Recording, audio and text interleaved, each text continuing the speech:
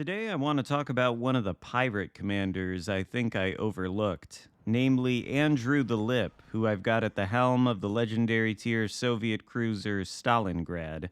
Unfortunately, I don't think these guys are still available to pick up, but if you did manage to get Andrew the Lip, either because you bought him or you got him out of a crate or something, then maybe you're in some luck here, because I think he's a pretty good commander for the Stalingrad in particular, but maybe all of the Russian cruisers. Now, upon first release, I overlooked the guy. I will admit that. There's a proliferation of premium commanders. I know Wargaming doesn't really like to call these guys premium commanders, but these are guys you can only get by paying real money, so I don't know what else you would want to call them. Anyway, I overlooked him because of the skill in his fourth row on the skill tree. His base trait, however, is universally applicable to any cruiser that you put him at the helm, or any cruiser where he's the inspiration for the commander at the helm. The base trait is called Born Ready. It increases maximum subsequent AP damage to the same target after each cruiser AP shell hit up to 14%, at least when he's at rank 16 legendary level 2. And then the bonus each hit applies to subsequent AP damage is 0.5%.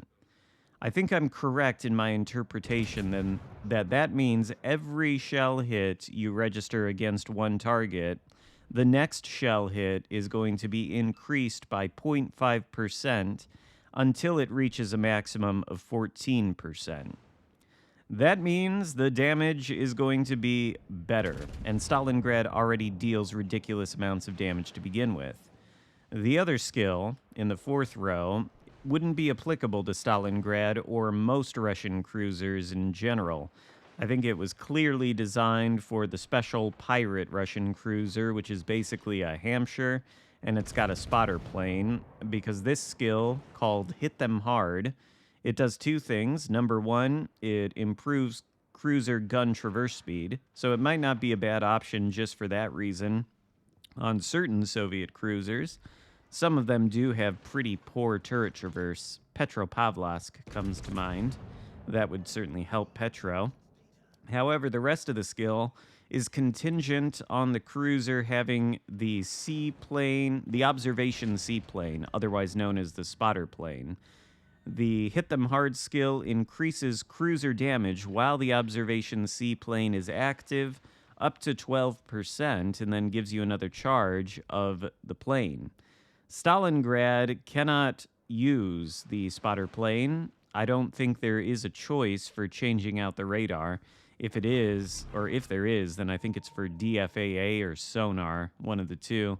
But you cannot fit a spotter plane on Stalingrad, and I think the same thing is true of many of the Russian cruisers. Even if you could, let's say the Chapayev, for example, would allow you to trade radar for spotter plane. Even if you could make that trade, why would you? The Russian cruiser radar is some of the best in the game, at least in terms of distance. On Stalingrad, and I think in most other cases, it's 11.7 kilometers, basically 12. Best radar range, I think, of anything in the game. The duration tends to be a little bit shorter, but when you're able to spot things out from that far, that is very valuable. So if you could make a trade, I don't know why you would, but here, against the Michelangelo, I think we get a little example of Andrew the Lip's skill working. We've hit this guy a number of times before this shot where he's presenting broadside to us. And again, Stalingrad already has great punching power. Oh, I guess that wasn't the salvo I was thinking of. It must be when he clears that island. Okay, so we've hit him 3 or 4 times now with I don't know how many shells.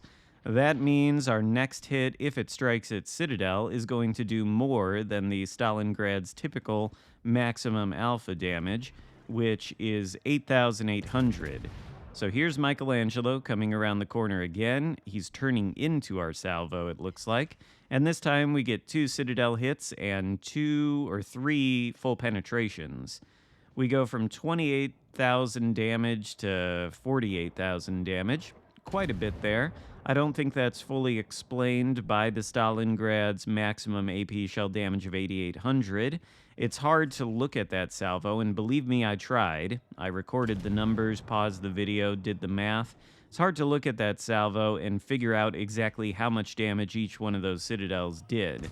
But I think it's safe to say it did more than 8,800 and would continue to do more if we continue to get hits on this guy. You see right there, that hit with just one over penetration was quite a bit more damage than maybe you'd expect.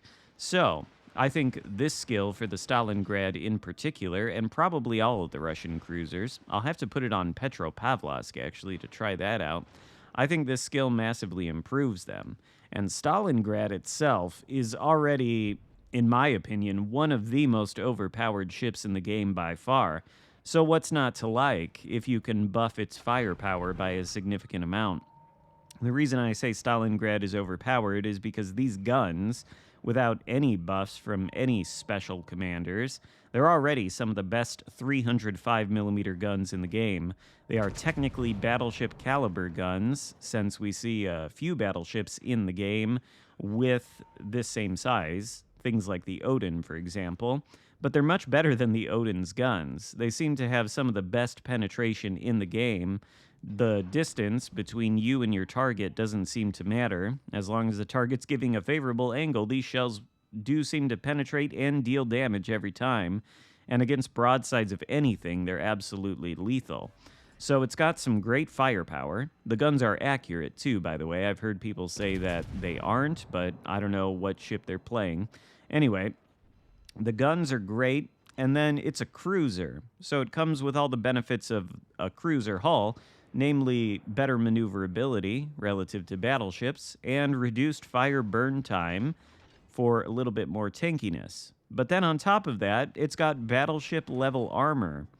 It's got an icebreaker at the bow, and I believe the armor near the waterline is 50mm, so nothing's overmatching through that. The bow itself, on the upper part, is 32mm, so is the stern. That's, of course, going to be overmatched by the likes of Yamato and Musashi, but what other ship at Legendary tier isn't? So that doesn't matter too much. Everything else, 32mm will bounce if you're bow on. And then the upper belt armor and the deck armor are both 50mm, which will offer you good protection from literally any battleship if you're angled, and it'll shatter a good deal of HE. The superstructure, likewise, isn't that big compared to battleships. So this is some sort of evil hybrid between a cruiser and a battleship. It's got the best of both worlds, really. Frankly, it's one of the most overpowered ships in the game, and you can get it essentially for free. I mean, you'd have to invest a lot of time in grinding, because it does cost 2 million global XP, but I'd say it's worth every point of that. And this sequence here to end the game, which, as you can see, is a bit of a blowout, that's how things are going lately, and how they've been going for a while, I suppose, so nothing too unexpected.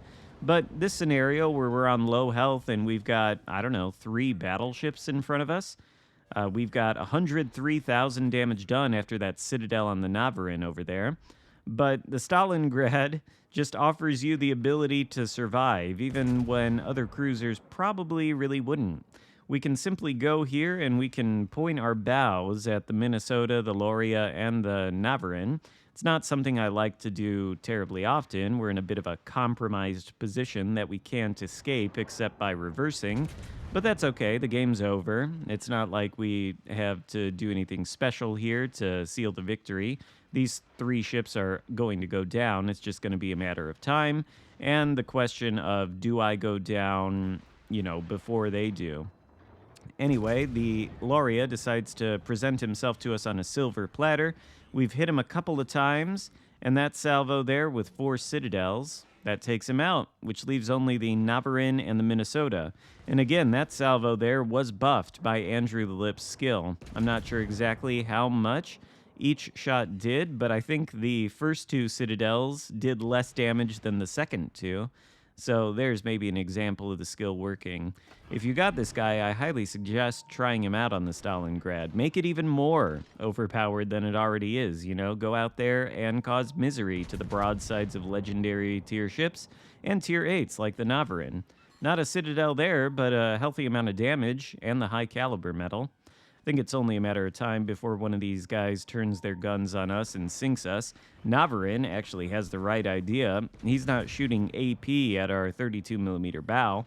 If he did, he would just be bouncing. Instead, he's shooting the HE, and that is penetrating, dealing damage, and lighting us on fire. Real problem when we've got the DCP on cooldown. I don't even know why we've got it on cooldown. Maybe somebody broke one of our guns, or did we DCP a fire earlier? Can't remember. Anyway, Navarin gets the drop on us, and now we're going to go down and sink with 4 minutes left to go in the game, which is just going to prolong this match for a little while and make it so that it doesn't end immediately. But, of course, Navarin out here, he's being focused by 3 different ships, maybe 4. I don't know. Either way, he's under a hail of golden showers from the HE spam, and he's not going to be floating on the surface of the sea much longer. Seems like he's about to hit the map border and start doing the, ethically questionable tactic of border humping. It's not, something that you want to see all the time, but he's going to go down. We're going to win this game. Terrible blowout. I don't normally like to show those, but I think this is at least an indication of the power of Andrew the Lip. And it's a good reminder that maybe when new content is released, you shouldn't be, I don't know, is lazy the correct word?